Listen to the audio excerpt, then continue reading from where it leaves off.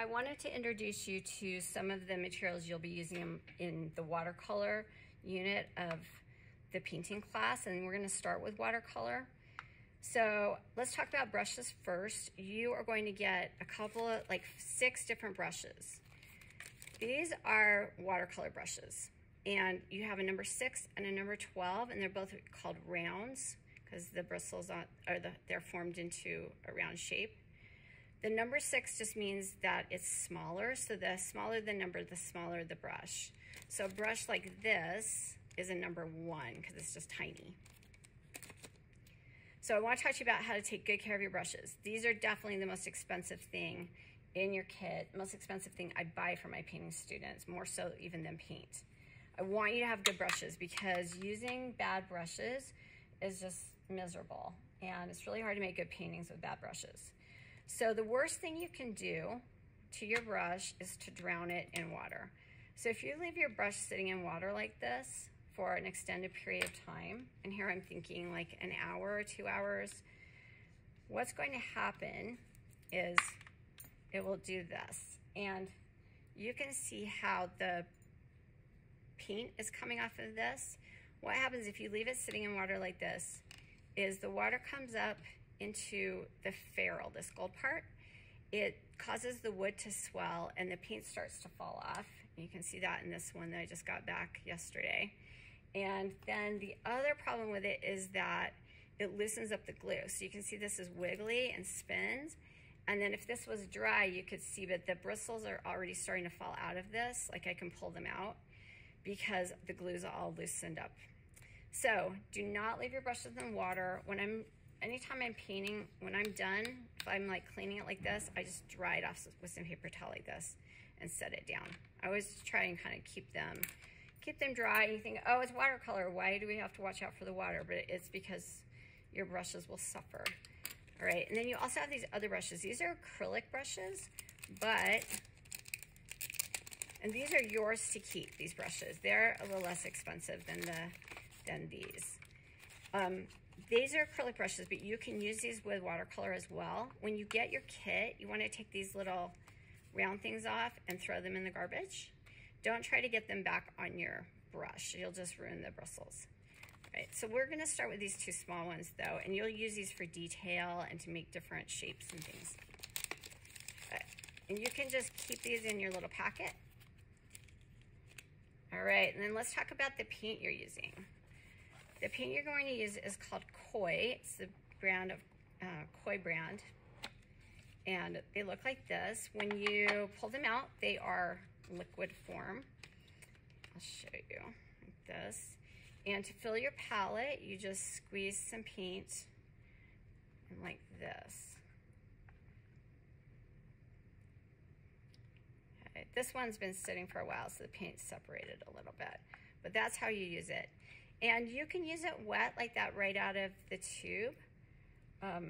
It's super concentrated, and I'm gonna show you that in a minute too, like how you would use that. But that's the paint you're using. This is a very good quality brand paint that I really like and I think works well for students. All right. And then let's talk about the paper. So you have, everybody's getting a pad of this Strathmore watercolor paper. This is a cold press paper, and it's 140 pounds. So the poundage, that's how thick the paper is. So this is a nice medium thickness paper. You can see that because it has some stiffness to it. And it's a cold press, and cold press means that it's going to have a little texture on the outside. A hot press is very smooth. There are 2 sides to this paper. And I'll show you in the painting demo how to tell which side is which. But what I like to do when I get my pad is just take a pencil and I go to the back of each page. So this is the front, right? I go to the back of each page. I just get a pencil out here. And I make an X on it so that I know that that's the back of the page. And I do that on all the pages. That. That way, if I pull the paper out, I'll know which is the back and which is the front. Because it can be a little hard to tell sometimes. Okay, so that's your paper. Let's talk about your palette. So you have a good range of colors in your palette. You'll notice that a lot of your palettes don't have anything in the last little pan, and that's because I don't generally give my students white watercolor. And we'll talk about that more as we're painting, but white watercolor makes your paintings kind of look a little muddy and opaque. And sometimes you want that, but lots of times you don't. All right, so you'll have your paint in here.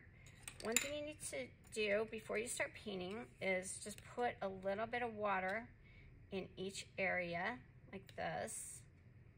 And by the way, if you have, like, I need to refill this yellow, but it's a little dirty. Just gonna zoom in here.